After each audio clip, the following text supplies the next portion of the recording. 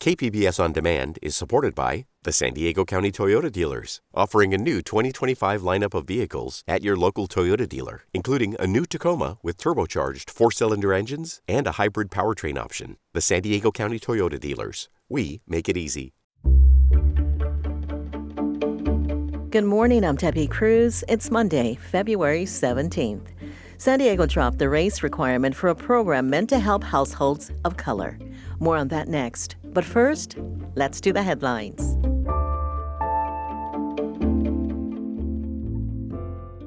Four Joann stores in the county are being closed. They are in San Diego, Poway, Oceanside, and San Marcos, and among 500 stores across the country being closed. In March last year, the Ohio-based company filed for bankruptcy protection. Last month, the company announced another bankruptcy filing, saying the move was in preparation to sell. Today is President's Day, and all county offices, family resource centers, libraries, and animal shelters will be closed. Law enforcement, emergency animal control response, and other essential services will continue through the holiday. County parks, campgrounds, and neighborhood day-use parks remain open. Speaking of which, some user fees at county parks will increase slightly starting tomorrow. That includes fees for camping, parking, fishing permits, boating rentals, and sport facilities.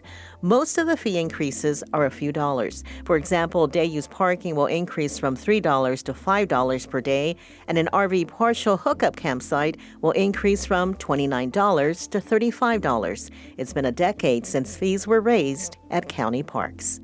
From KPBS, you're listening to San Diego News Now. Stay with me for more of the local news you need.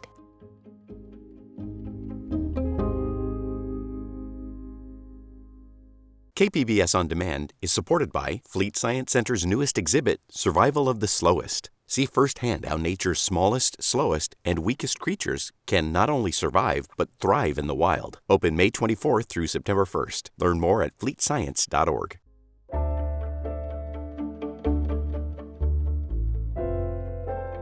San Diego dropped the race requirement for a program meant to help households of color.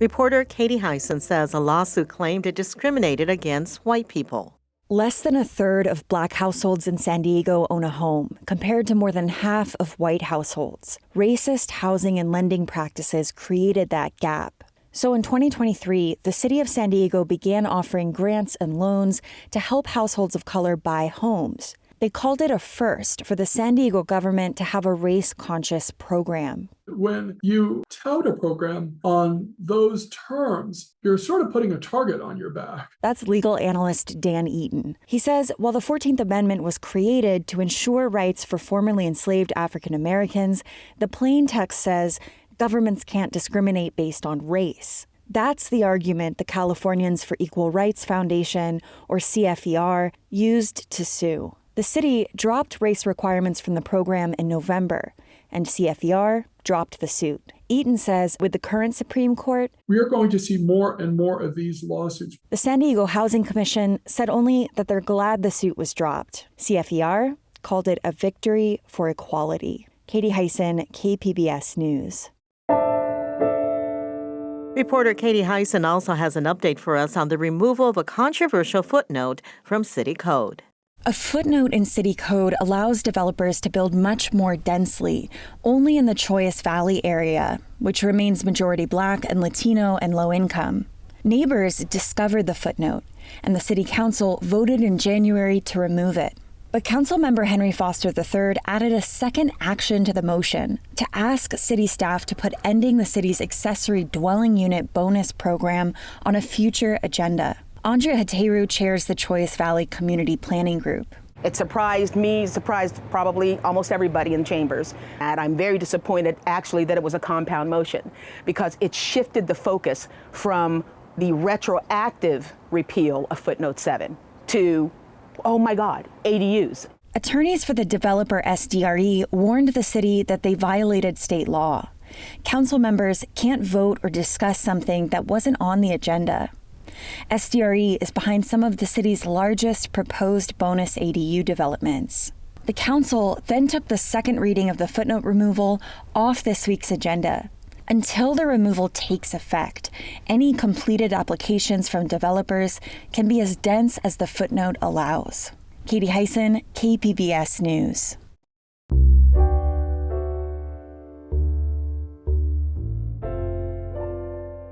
Last week, the Armed Services YMCA opened a new food pantry at Camp Pendleton. With about 1 in 4 military families experiencing food insecurity, KPBS military reporter Andrew Dyer says this new pantry is needed. Thank you very much. Marines, donors, and volunteers are at the Camp Pendleton Armed Services YMCA for the pantry's grand opening. The YMCA says demand is up 65% over last year. Shannon Razadin is the CEO of the Military Family Advisory Network. She says food insecurity in the military is tied to 4 factors. 1, a growing family. 2, an unexpected hit to the budget. 3, a recent move. And then 4, challenges with military spouse employment. Corporal Jacqueline Hernandez is the single mother of 4 toddlers. She says she tries to get the word out to other Marines about the help available. Just because I struggle myself and I'm going through it, I try to get them to the right place, and it definitely pantries do help a lot. More information on getting help or donating can be found at camppendleton.asymca.org. Andrew Dyer, KPBS News. California has ambitious goals for reducing greenhouse emissions from cars. Are electric cars the answer? SciTech reporter Thomas Fudge asks whether the state has the power infrastructure to run all the cars on our roads. This parking garage is home to one of the car charging stations at UC San Diego, which is one of the largest public charging hubs in the world. UCSD student Isaiah Kabibi charges his electric hybrid car on campus. It's interesting to see how many people actually drive electric cars here. It's quite a lot of students, so having these outlets, especially with a lot of kids that I know that live in condos where they're not able to charge at home, having these here are really, really helpful. And so this charger here from PowerFlex, you have an app. Professor David Victor co-directs UCSD's Energy Decarbonization Initiative. And you turn on the app, and then you look at the code here, and then it tells you what the cost is going to be, and then it checks to make sure you have money in your bank account. Electric cars are a way to slow global warming and also meet California's clean energy mandates. 10 years from now, our state will allow the sale of new cars only if there's zero emission. And if the state's policy goals are met, such that by 2035, all new cars are effectively electric vehicles, then we're going to see a lot more electric vehicles on the road, much bigger need for the infrastructure to charge those vehicles, not just at home, but also in workplaces and on the roads. That's because achieving our clean energy goals means transforming the way we get around. The EPA says transportation is the nation's biggest contributor to carbon emissions. Within transportation, light-duty vehicles, cars and pickup trucks, emit 57% of the greenhouse gases. Cars don't have to be electric to be zero emission, but a lot of people think EVs just make the most sense. Jay Kim is chair of the Industrial and Systems Engineering Department at the University of San Diego. We already have an electric grid. We already have the infrastructure.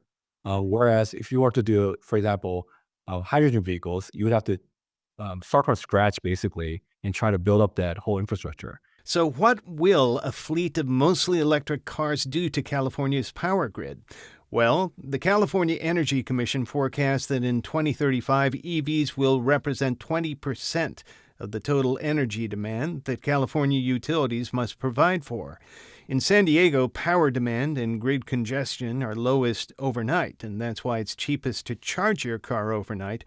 The problem is most overnight power comes from carbon-emitting natural gas plants because renewable sources don't produce power when the wind doesn't blow and the sun doesn't shine. Victor says that's why workplace charging is the best option because daylight hours are when carbon-free solar power in California is abundant. What we're doing here at UC San Diego is asking the question, suppose that in addition to congestion, we also care about the emissions that are caused by our vehicles. And if you add the cost of those emissions, it already makes sense quite often to be charging in the middle of the day rather than at night. The tariffs just don't reflect that yet. EV owners who own their own homes are most likely to have a home charger, but students at UCSD are typically looking for other places to fill their cars with electrons. Apartment dweller Stella Riley got a Volkswagen ID4 about a month ago and almost always charges on campus when she attends classes. I asked her how often she charges her car. Depends on my mood. If I feel like charging it, I will. Normally I wait till it gets a little bit lower, because if I'm at like 60%, I probably won't charge it. But once it gets to like 40, I'm kind of like, ooh, I should charge my car. David Victor says UCSD plans to triple its number of electric car chargers. But as infrastructure expands for EVs, there are some possible trends in car ownership that could make them less of a power burden than we may think. Jay Kim says a lot of people predict the future will bring less individual car ownership and more people who rent time from a public fleet of autonomous self-driving cars. With that kind of system, he says, you can spread out the charging a lot easier, and you can match basically the supply and demand for mobility easier.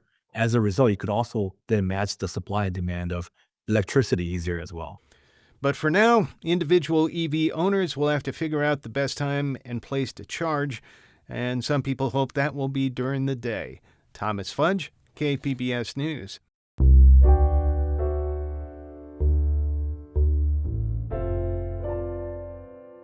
There was a raucous meeting of the San Marcos Unified Governing Board last week, sparked by a Facebook post. The post by San Diego County Supervisor Jim Desmond said the district was pushing a policy allowing men and women's bathrooms and locker rooms. North County reporter Alexander Nguyen says angry parents packed the meeting.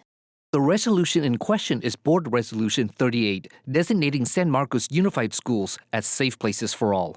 It prohibits discrimination and bullying against sexual orientation and gendered identity. But that's not what some parents were there to talk about Thursday night. I'm here today to advocate for the rights of women and girls to be safe in intimate spaces. Parents were reacting to a Facebook post made by Supervisor Jim Desmond Wednesday morning, saying the district was pushing a policy to allow, quote, men in women's bathrooms and locker rooms. Desmond's office sent us a copy of the agenda item, where it states the district would provide access to bathrooms and locker rooms that align with students' and staff's gender expression. But the resolution, as voted on Thursday night, did not mention bathrooms or sports, a change Desmond acknowledged in another Facebook post Thursday, saying it happened because of public pressure. According to the Brown Act, agenda items must be posted 72 hours before the meeting, which would be Monday. The district says the resolution was not changed after it was posted. Alexander Nguyen, KPBS News. Kids in Oceanside are learning about food and culture around the world through beans. Education reporter Katie Anastas takes us to the Cool Beans Club. It's a new program at the Oceanside Public Library. Beans have this special nutrient that starts with an F. Fiber. That's right. Good. Barbara Gates leads the program once a month at the library. Each class features a different bean from around the world.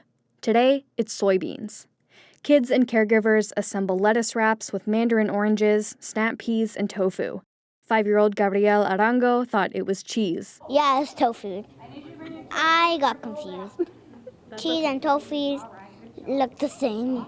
Along with new foods, kids learn about the cultures connected to them.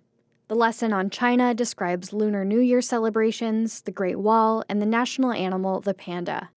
Raymond Lyons was there with his granddaughter. Teaching them good nutrients and it's also teaching them, hey, we got a big, broad world, and so we got to take care of it. Next month's class is about lentils and the Hindu festival Holi. Katie Anastas, KPBS News. That's it for the podcast today. As always, you can find more San Diego news online at kpbs.org. I'm Debbie Cruz. Thanks for listening and have a great Monday.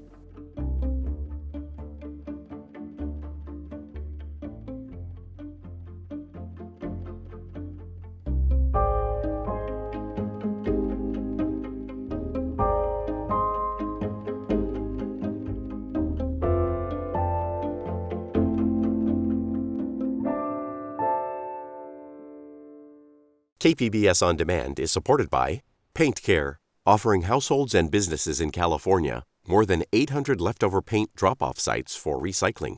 Quantities of 100-plus gallons of paint may qualify for a large volume pickup. Learn more at paintcare.org.